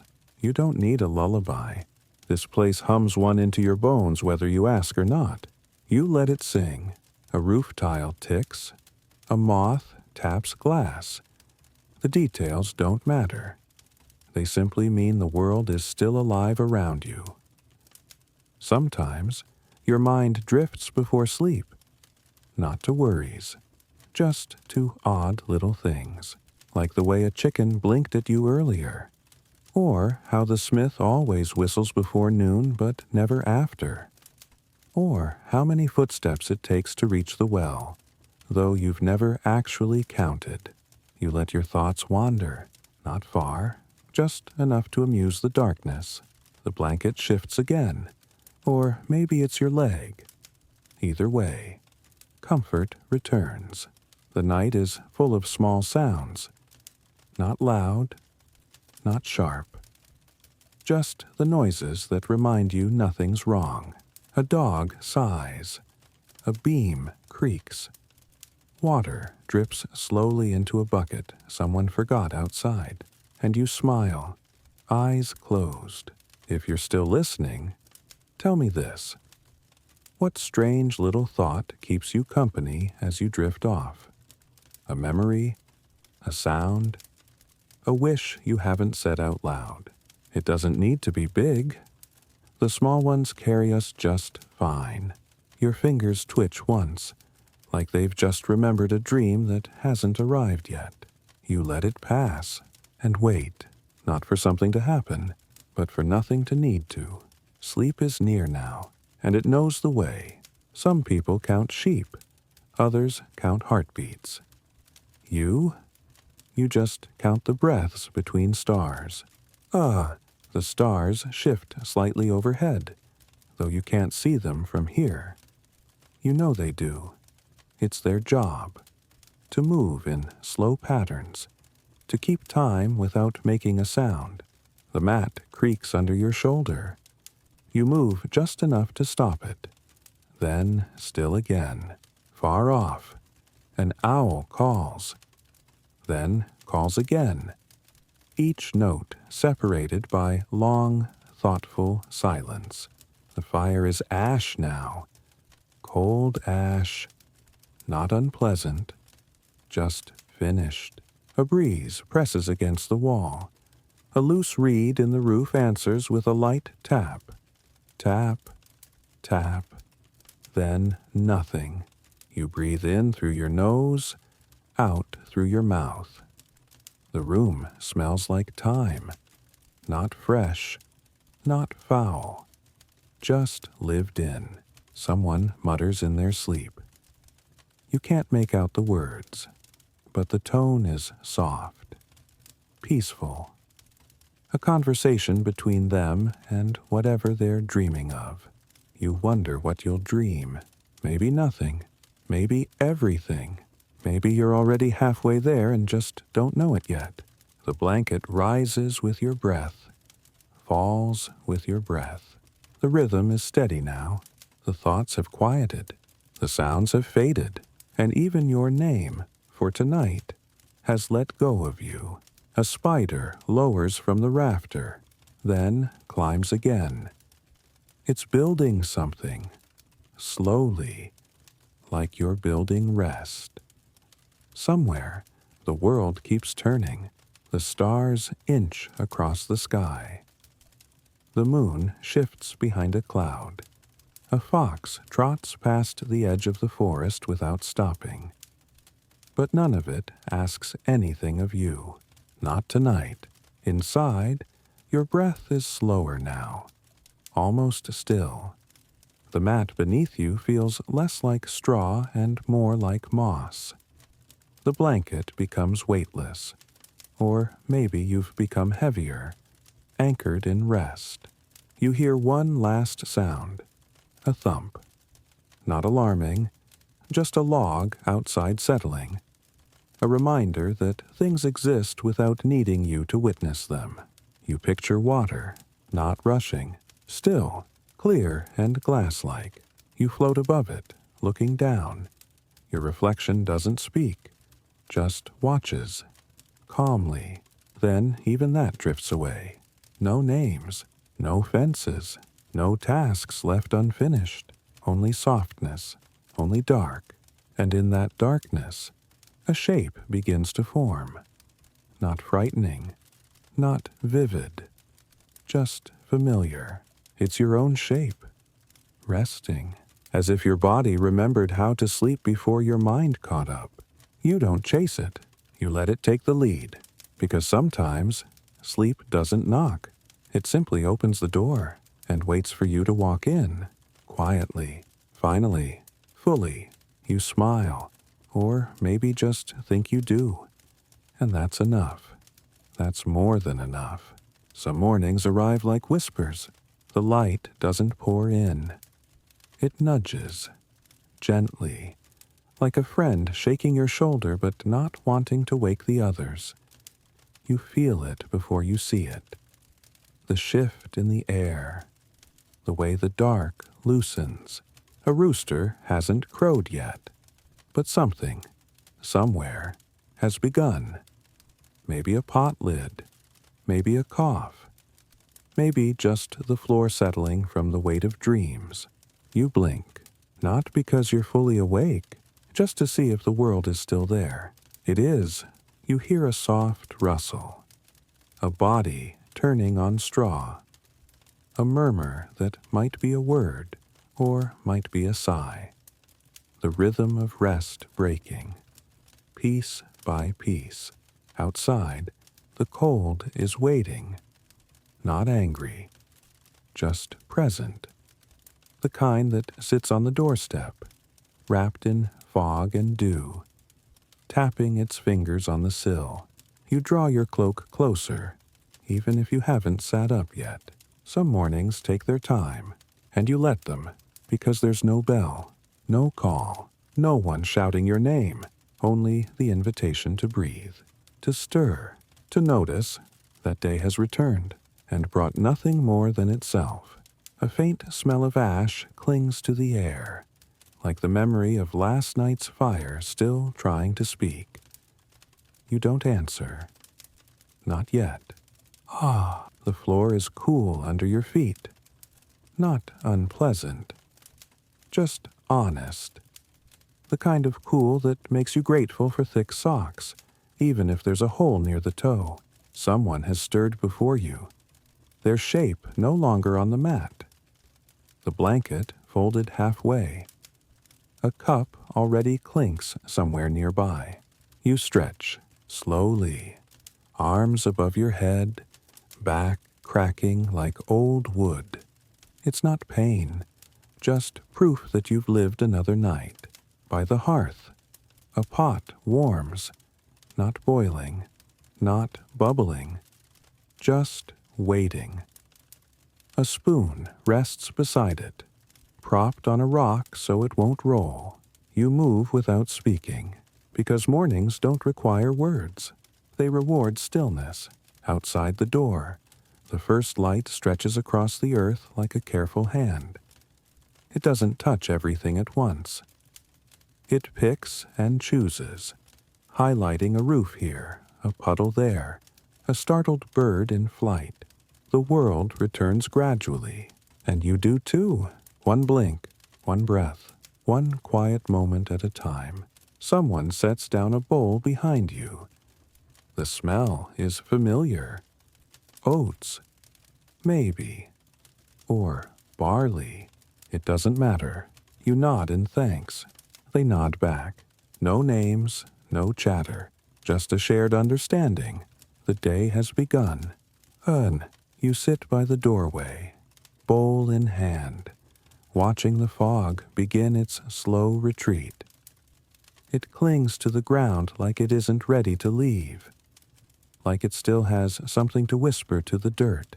The spoon clinks gently against the side. The porridge is plain but warm. You eat slowly, more from habit than hunger. Across the way, a neighbor does the same. Parallel rituals, matching silences. A dog wanders through the mist, tail half raised, nose twitching. It pauses to look at you, then moves on. You wonder if it remembers you from yesterday, or simply accepts you as part of the scenery. Steam rises from the bowl in slow, ghostly ribbons. If you're still listening, what kind of morning do you wish for most? One filled with light, with stillness, with company, or the absence of need? There's no right answer, just this breath, this bite, this hour. You finish eating and wipe the bowl clean with a crust of bread. No waste, no rush. Somewhere, a rooster finally crows. Late, but unapologetic. You chuckle once, not because it's funny, but because it's true. Some days start with noise, others with a nod. This one began with quiet. The chores begin not with command, but with motion. One person stands, another follows, then another. No one tells anyone what to do. The work knows its own way. You fetch water from the well. The rope groans as the bucket rises. It always sounds like it's complaining, but it never gives out. The first splash into the clay jug is louder than you expect. The morning amplifies every sound, as if the world hasn't decided yet what volume it wants to be. Back at the house, you wipe your hands on your apron. The fabric is stiff from yesterday's wash, still damp in places, and faintly smelling of soap root. You sweep the threshold, not because it needs it, but because it's what your hands do while your mind returns fully to the waking world. Someone sharpens a knife on stone. The rhythm is slow, confident, like the blade already knows its job and just needs reminding. A baby cries somewhere down the path, then stops, then starts again, then stops for good. A duck waddles past, muttering to itself. You watch it go, then go back to your broom. The sun is higher now, the fog almost gone. By mid-morning, the village has shaken off the night fully. The fog is only a memory now, clinging to the edges of roof thatch and tree bark like a forgotten scarf. You walk the path behind the houses, a worn trail that leads to the barley plot. Your steps kick up dew and dirt in equal measure. The breeze is new today, soft and full of promise. Not warm, not cold, just present. A neighbor waves. You wave back. No words exchanged, but both of you smile. At the edge of the field, you kneel by a patch of thistle, not to weed it, just to look. Something about its stubbornness feels like kinship. Birds flit overhead, sparrows maybe, or starlings. You don't check. Their shadows dance across your hands. You take a breath, then another. No rush. You don't need to finish anything before noon. Not today. You sit down on a flat rock and rest your hands on your knees. Your tools remain at your side, untouched, because some days begin in silence, and some stay that way longer than expected. You let the sun touch your face and whisper, without sound, "I'm here." And for once, that feels like enough. Not everything in a Viking village was kept behind closed doors. Some days, the food came out of the houses, into the open air. It started with a whisper, then a smell, then a drum beat made from an old log and someone's determination. Today was a feast day. The children knew before the adults did. They always do. Feet scampered. Voices called out. Someone yelled for firewood. Another ran to fetch a horn for announcements. You stepped outside and saw it happening already. Pots dragged from doorways, bundles unwrapped, laughter floating like steam. This wasn't just dinner, it was blot, a sacred offering to the gods. Yes, but also an excuse to bring out the good broth. Everyone brought something. Dried berries, salted meat, a single carrot from a private stash. It didn't matter. Contribution was more important than size. Even the quiet widow from the far end of the village brought a handful of herbs wrapped in cloth. She placed it gently on the community table like treasure. And it was, because shared food always is. Behind one house, a boy with a chipped bowl carefully scoops in a handful of pickled mushrooms. His mother wipes her hands on her apron and nods with pride. Another family lays out dried seal ribs wrapped in seaweed. No one boasts, but eyes watch with quiet appreciation. The center of it all was a single wooden pole, carved, blackened by time and wrapped with old symbols. Some still clear, others worn smooth by years of hands and weather. This was where the blot happened. Not bloody, not loud, at least not today. A clay bowl of thick soup was placed at the base. Barley and fish. Steam rising like incense. A cup of weak mead followed. Then a few flower petals, wilted but offered with intent. No one spoke during the first moment, just a pause, a breath, a nod to the unseen. Then came the clinking of bowls, the pouring of soup, the loud complaints from someone who found a fishbone the size of a finger in their ladle. The gods got their portion. The rest was for the living. People moved easily, trading gossip, fish cakes, and backslaps. Someone brought a pipe. Someone else brought a song. Children danced in circles, mouths shiny from broth. Even the goats got something. A feast, after all, feeds more than the body. It feeds memory and community. Later, someone pours a second bowl for the gods, this time with a sliver of dried apple floating on top. They whisper something about the harvest. Not a prayer, just a thought, set loose like smoke. Nearby, an old man starts tapping his cup with a carved spoon. It's not a song, but the rhythm brings heads turning. You're handed a bundle of greens, turnip tops, wild garlic, bits of moss that smell like lemon and earth, all loosely tied with a strip of old flax. You know who this is for. Someone says, you nod. Not everyone comes to the feast.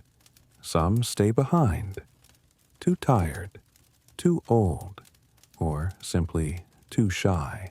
But they're never forgotten. You kneel beside a flat stone and begin wrapping the leaves tighter, folding them into a neat parcel with layers of large dock leaves.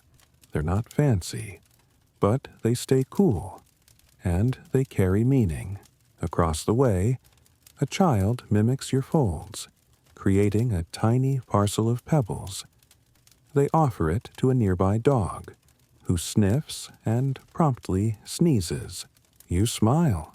When your bundles are ready, you carry them across the village, past laughter, smoke, and scattered bowls. You knock once at the old man's door.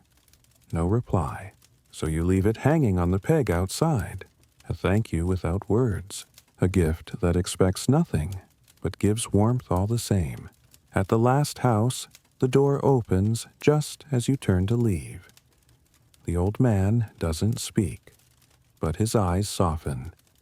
He picks up the parcel, sniffs it, then nods once. You don't wait for more. The warmth in your chest is thanks enough. The smell carries farther than voices. It floats past fences, around corners, through door cracks, boiled herbs, toasted oats, roasted fish skin crackling like dry leaves, and always the sweet tang of fermented berry soup bubbling in someone's pot. The village begins to shift. Children arrive first, sticky-faced, wide-eyed, barefooted, drawn by instinct stronger than memory. They come in clumps, like migrating birds, chasing scent trails instead of stars. One announces, I smelled onions, as if he's discovered treasure. Another adds, and honey. Even though it's just burned oats, you watch them weave through legs, dip fingers into bowls, and pretend they're not eating before they're allowed. They always are. No one scolds them. Food during blot isn't policed. It's passed, shared, sometimes swatted away playfully, but never hoarded. The laughter bubbles higher than the soup. Even the dogs seem giddy, tails whipping the air like fans, and from the shadows, elders smile, because this more than the food itself, is what feasting is for. Someone throws a twig into the fire pit, and it snaps loud like thunder. The children squeal, scatter, then regroup near a large pot that smells like burnt cabbage and dreams. A teenage girl dips a finger in a broth bucket and pretends to gag. The others giggle. She winks, then takes a second taste. As the light begins to fade, the pots grow lighter too. Hands wipe bowls with crusts of ash bread, scraping the last bits of fish broth. Someone starts gathering the empty vessels. Another tosses bones to the edge of the pasture for scavengers. It isn't rushed, just quiet, just enough. You sit back on your heels, watching the circle slowly loosen, like a braided rope unraveling after holding fast all day. Someone picks up a horn and hums into it. Not a tune, just a note. Others echo it softly, like ripples meeting. Children lean against parents. Dogs curl into piles of warmth. The last scoop of honeyed root mash is passed around, each person taking a finger swipe. Then silence, not the lonely kind, the full kind, the kind that comes after every voice has been heard, and every stomach gently satisfied. You breathe in the smoke, the salt, the stories, and wonder if your village had no stores, no plastic, no coins. What would your people bring to the table? Let us know.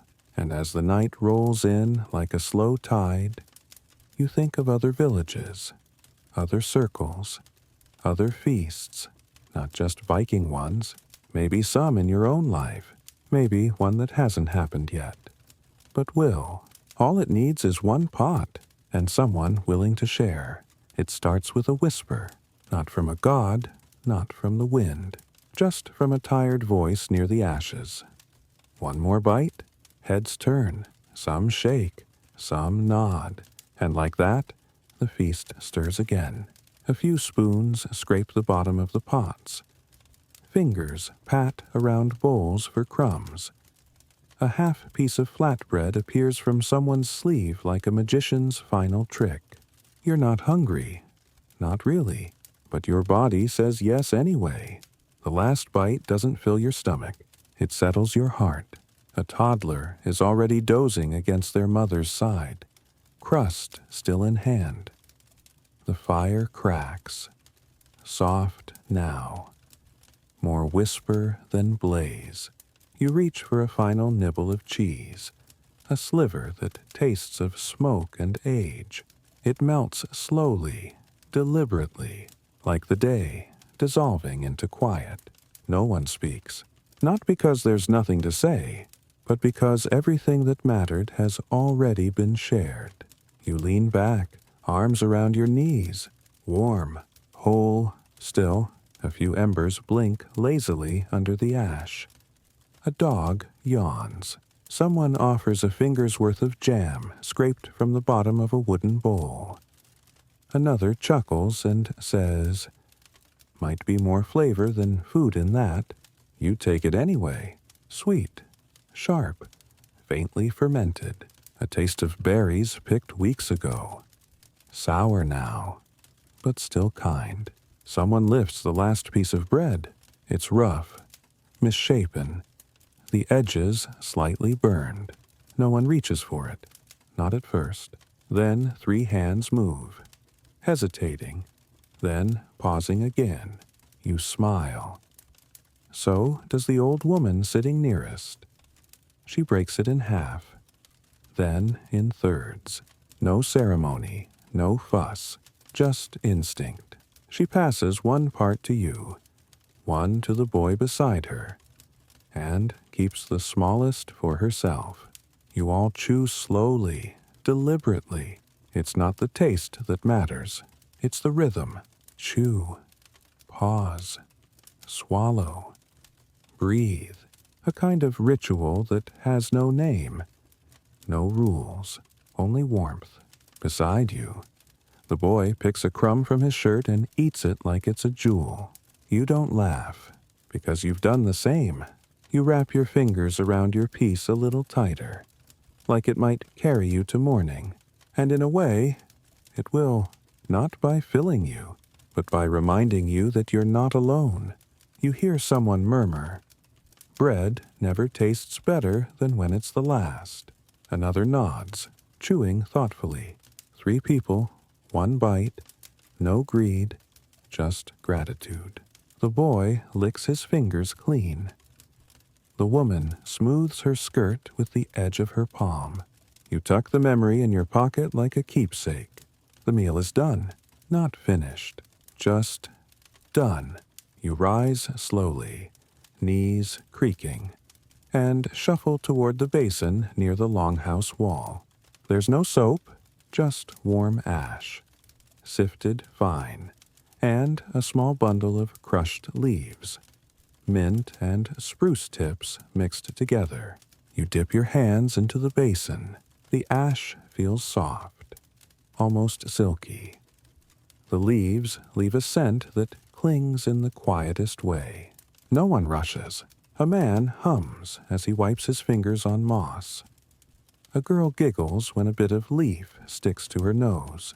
You smile and wipe your palms on your tunic. A kind of ritual. This washing, not to cleanse, but to mark the end, the closing of something shared, and the quiet blessing of clean hands in a tired body. You step back into the circle, drying your fingertips against the cold air. Ready, now, for silence. Ready for sleep, but not quite yet. The leaves crackle slightly in your fingers, releasing one last breath of scent. You offer the bundle to the next person. They nod. Press it to their face briefly. Then dip their hands. This isn't about being clean. It's about being complete. The kind of gesture that says, "I've eaten, I've shared, I'm ready." The fire has shrunk to a soft core, glowing like a sleeping heartbeat. You sit beside it, legs crossed, arms wrapped around your midsection. Not from cold, but comfort. Your belly hums. Not full, not empty, just enough. It's a quiet satisfaction. The kind that doesn't come from feasts or flavor, but from having eaten with others, from not being forgotten. The coals shift. A spark jumps, then settles. A child nearby rests their head on a sheepskin. Their breath is slow, steady. You match it without meaning to. Across the room, someone rearranges logs in the ash, not to build the fire, but to put it properly to bed. You nod to yourself, as if confirming that, yes, this was a good day, a tired day, a small day, but a good one. You pull your cloak tighter and let your back rest against the wall. Your eyes stay open, just a little longer. You adjust your position slightly, shifting a pebble beneath your hip. It's the smallest discomfort in an evening that has otherwise been soft. The coals pulse again, one final flare, like a sigh. You whisper something you don't remember later. Maybe a prayer, maybe just thank you. Either way, the fire hears. Outside, the wind gathers. Not a storm, just a restless breeze brushing across rooftops, whispering through the cracks in wooden walls. You hear it sighing at the door, but it doesn't come in. Inside, everything is still, the low breathing of neighbors, the creak of timber shifting as the warmth settles deeper into the bones of the house. A cat steps delicately across your toes. You don't flinch. You barely blink. It curls into a ball at the edge of the hearth, purring once, then falling silent. You shift slightly on the straw, finding the softest spot. Your blanket smells of ash and wool and sleep, and you know that, outside this longhouse, The world is still wild, still cold, still full of sharp edges and strange sounds, but not here, not tonight, because here the fire has been shared. The food was enough, the people are close, and your place among them is quiet and real. A log creaks in the rafters. The cat twitches, then resettles. You pull your blanket up to your chin, fingers brushing the fringe someone added long ago, stitched with care, with thread that's held through many winters. The wind howls again, playful now, not cruel. Inside, you drift, not away, but deeper in, toward the edge of waking and the promise of rest. You lie on your side, nestled into a bed of straw. It's not soft, exactly, but it knows your shape. The air is thick with breath and wool and smoke, familiar as your own skin, all around you. People shift in sleep, not tossing, just adjusting. A leg tucks in, an arm reaches. A sigh becomes a sentence that no one answers. You hear it all, barely, because sleep here is communal, a shared silence, a shared warmth. You listen to the rhythm of it, the rustle of blankets, the tiny cough from someone across the way, the low snore of the boy who always dreams of cows. Your own breath blends into the sound, and then disappears inside it. Somewhere near your toes, the cat stretches. A paw taps your ankle, then withdraws. No one lights a candle. No one needs to, because the glow from the coals still touches the ceiling in faint, flickering waves. And that's enough. Someone shifts under a fur blanket, a low cough, then stillness again. You hear a bowl being moved, very softly. Someone placing it out of reach of a wandering foot. The longhouse has its own breath, its own pulse, and you are part of it now. No doors slam here, no clocks tick, only the slow settling of bodies into earth and wood and wool. You stretch your toes. The straw shifts, and again, you are still. The fire is nearly gone, just a pulse now, a red hush under a blanket of gray ash. But even that quiet shimmer lights the room like memory. You see it dance on the beams above, on the curve of the sleeping woman's shoulder, on the hair of the child curled like a comma beneath a fur pelt. It doesn't try to be bright. It doesn't try at all, and that's why it comforts you. You trace the pattern of the smoke-stained rafters with your eyes, then blink slow. Once, then again. The sounds of sleep stretch and settle. No more shuffling, just breath, warmth, stillness. You pull the straw a little closer to your side. Tuck it beneath your arm like a promise. The ashes might be cooling, but they hold heat that remembers the day. And as long as they glow, even a little, so do you. That's how you fall asleep here, with eyes half open and heart fully quiet. Someone has drawn shapes in the soot along the wall. Stars. Maybe just dreams. You can't quite see from where you lie, but you imagine them clearly, because stories don't need light. They just need someone to remember. And tonight, you do. The fire doesn't ask for thanks, but you think it deserves one. So, in your heart, you say it. Thank you. Warmth. Thank you. Glow. Thank you. Ash. Your belly is full, not bursting, not heavy, just full enough that it doesn't call your attention anymore. It lets you rest. Your thoughts wander, slowly, like clouds with nowhere urgent to go.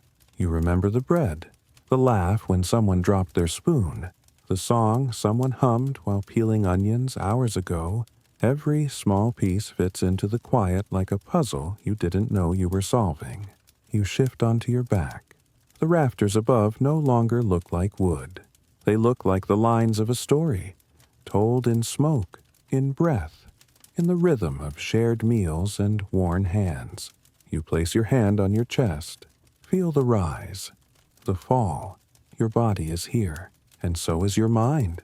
No ache pulling you away, no hunger tugging you forward. Just this stillness, this belonging, this exact moment. Quiet and whole and undisturbed, like the final period at the end of a long, satisfying sentence. Someone near the back turns and pulls a pelt tighter. You hear the rustle and smile. This is what peace sounds like. No speeches, no plans, no achievements. Just digestion, breath, presence. The kind of satisfaction that comes not from reaching something, but from arriving, gently, without needing more. Something shifts in the dark. A soft thump, then a pause. You don't lift your head. You don't have to, because you know the sound. It's the cat again, the same one who watched the stew pot all evening. She tiptoes across sleeping legs like a shadow made of whiskers. You feel her paws at your shoulder. Her nose brushes your cheek.